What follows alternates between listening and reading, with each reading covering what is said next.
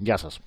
Πολλοί μας έχουν ρωτήσει πώς μπορούν να κάνουν τα Windows 10 να σβήνουν όταν σβήνει και η οθόνη και όχι να καθυστερούν περισσότερο. Μία απλή διαδικασία, πηγαίνουμε στο κουμπί έναρξη, πατάμε ρυθμίσεις. Στο νέο παράθυρο που ανοίγει πατάμε πρόσθετες ρυθμίσεις ενέργειας. Στο καινούργιο παράθυρο επιλογή ενέργειας κουμπιού τροφοδοσίας.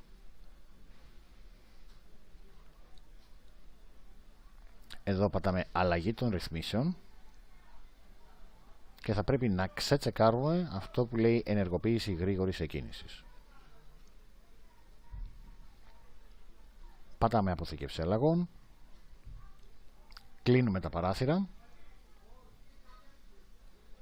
και πλέον τα Windows θα κλείνουν ταυτόχρονα με το σβήσιμο της οθόνης. Ευχαριστούμε που παρακολουθήσατε.